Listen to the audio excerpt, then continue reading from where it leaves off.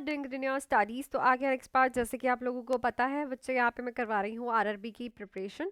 2760 questions कर चुके हैं, 2761 क्वेश्चन आज हम करने जा रहे हैं। प्रीवियस क्लासेस के सारे क्वेश्चंस को एक बार चेक कर लीजिएगा, बहुत ही ज़्यादा इंपॉर्टेंट क्लासेस ली हैं मैंने। एंड 899 में ओनली एंड ओनली आप आरआरबी का क्रैश कोर्स ज्वाइन कर सकते हैं, जिसमें आपको टॉपिक वाइज मैं important topic, MCQs classes, test series and golden key pointers provide कर रही हूँ। इस नंबर पे कॉल या फिर मैसेज करके आरआरबी क्रैश कोर्स लिख के या फिर कॉल करके आप सिर्फ 899 में ये ले सकते हो। रिकॉर्डिंग्स भी मिलेंगी आपको और लाइव क्लासेस भी हो रही हैं और टेस्ट भी आपके स्टार्ट हो गए हैं।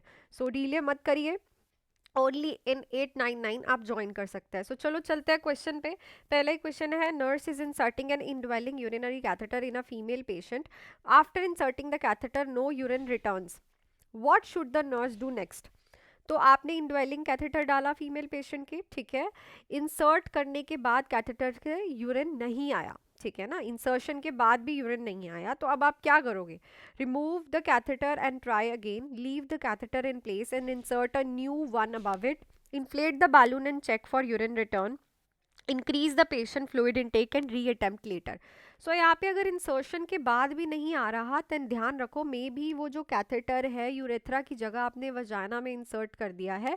सो उसको वहीं रहने दो, ताकि दोबारा से आप फिर से वहाँ पे इंसर्ट ना कर दो वजाना में। सो आप क्या करोगे, उसके अबव एक और कैथेटर इंसर्ट करोगे, समझ गए ना। सो ये रिपीट में गलती ना हो, इसीलिए उसको लीव कर दो, बाद में निकालो, पहले न्यू कैथेटर उसके अबव डाल के उसके बाद जो पुराना कैथेटर था उसको निकालो। नेक्स्ट है, a patient is diagnosed with Cushing syndrome, which clinical sign is most characteristics. तो कुशिंग सिंड्रोम वाला पेशेंट है, कौन सा इसमें से क्लिनिकल साइन जो है इसका करेक्टरिस्टिक होगा। कुशिंग सिंड्रोम में कॉर्टिजोल का लेवल इंक्रीज हो जाता है। सो ऑप्शंस है, moon faced and buffalo hump, exophthalmos, bronze skin pigment, tetany, muscle cramps. तो the right option buffalo hump, क्योंकि कॉर्टिजोल लेवल इंक्रीज हो जाते हैं तो पेशेंट की एक्सट्रीमिटीज थिन होती हैं, abdomen एंड फेस पे बहुत ज़्यादा फैट इंक्रीज हो जाता है और मून जैसा फेस हो जाता है। नेक्स्ट है, child with the tetralogy of Fallot experience cyanotic spell, जिसको हम टेट स्पेल भी बोलते हैं। बहुत ईजी है और बहुत ही इंपॉर्टेंट ये टॉपिक है विद इसके साइन एंड सिम्टम्स। नर्स की प्रायोरिटी एक्शन क्या रहेगी, तो टीओ आपने पढ़ा होगा, जिसके अंडर 4 डिसीज कंडीशंस पेशेंट को हार्ट की होती हैं, उसमें मेन जो हम टेट स्पेल हमें देखने को मिलता है, पेशेंट के लिप्स, टंग्स, ठीक है, सारी चीज़ें सेंट्रल जो है वो साइनोसिस हो जाता है पेशेंट को, ठीक है, क्योंकि सांस ही नहीं आ रही होती, ठीक है, ऑक्सीजन ही नहीं होती। नर्स का प्रायोरिटी एक्शन क्या रहेगा, lay the child flat, place the child in knee chest position, encourage crying to increase oxygenation, administer IV fluid immediately. तो सबसे इंपॉर्टेंट होता है यहाँ पे पेशेंट को नीचेस्ट पोजीशन दे दो, ताकि जो उसके लंग्स हैं वो एक्सपैंड हो जाए और अच्छे से जो पेशेंट है वो सांस ले पाए, और जो उसको साइनोसिस हो रहा है, जो टेट स्पेल हो रहा है, वो पेशेंट को ना हो। नेक्स्ट है, patient with the bipolar disorder is in a manic episode and is placing around the unit, pacing around the unit, what is the most appropriate nursing intervention. तो patient bipolar disorder वाला है, mania का episode चल रहा है, क्योंकि bipolar में depression भी होता है, मेनिया भी होता है, और पेशेंट इधर उधर घूम रहा है। मोस्ट अप्रोप्रिएट नर्सिंग इंटरवेंशन क्या करोगे, encourage the patient to participate in group therapy, offer high calorie finger food, encourage detailed craft work, ask the patient to sit quietly for a meal. So यहाँ पे सबसे important रहता है, क्योंकि जब manic episode चलता है तो पेशेंट ना बहुत ज़्यादा हाइपर एक्टिव होता है, ठीक है, मूड स्विंग्स आते हैं, फ्लाइट ऑफ आइडियाज़ होते हैं, तो पेशेंट का कंसंट्रेशन नहीं होता और वो खाना भी नहीं खाता, इवन कि वो टिक के कहीं पे बैठ के खाना भी नहीं खा सकता। तो इसीलिए हम उसे फिंगर फूड देते हैं, जैसे मम्मी हमें बचपन में रोल बना के हाथ में परांठा दे देती थी, वैसे ही हम इस पेशेंट को भी फिंगर फूड देते हैं, हाथ में पकड़ के वो घूमता घूमता खाता रहे और उसका कैलोरी इंटेक भी मेंटेन रहे। नेक्स्ट देखो, patient with the wound infection is placed on a contact precaution, which infection control major is required. तो अगर इन्फेक्शियस वुंड वाला पेशेंट है, उसे कॉन्टैक्ट प्रिकॉशंस में रखा हुआ है।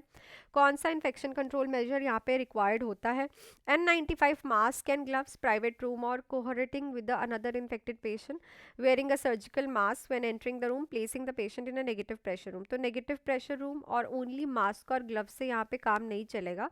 कॉन्टैक्ट प्रिकॉशंस इज के पेशेंट किसी और के कॉन्टैक्ट भी नहीं आना चाहिए, या फिर अगर वो कॉन्टैक्ट पे आए तो उसी पेशेंट के कॉन्टैक्ट में आए जिसको सेम जो है इन्फेक्शन है। तो यहाँ पे राइट ऑप्शन रहेगा, प्राइवेट रूम में रखेंगे या फिर उस पेशेंट के साथ रखेंगे जो कि सेम इन्फेक्शन के साथ ही डील कर रहा है, ठीक है ना। तो B is the best infection control measure. Next है patient with the DVT is prescribe heparin therapy which laboratory test should be monitor adjusted to dose. तो डीप वेन थ्रोम्बोसिस वाले पेशेंट को हैपरिन चल रही होती है ताकि क्लॉट्स जो है वो डीक्लॉट हो पाए, टूट सके। कौन सा लेबोरेटरी टेस्ट जो है इस ड्रग के साथ आप यूज टेस्ट करते हो? PT, APTT, international normalize ratio platelet count. So it's a activated partial thromboplastin time, so which is very important. और अगर वारफरिन का करते हो तो पीटी टेस्ट करते हो। Next, the nurse is assessing a pressure ulcer on the patient's sacrum and notes full thickness tissue loss with exposed bone. What should be the classified?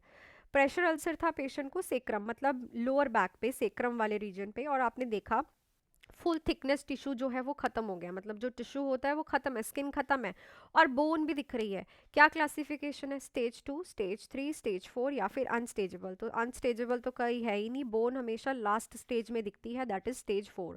ठीक है, सो नेक्स्ट पे चलते हैं। Patient with the COPD is receiving oxygen therapy at 4 litre per minute via nasal cannula. The nurse should monitor for which complication?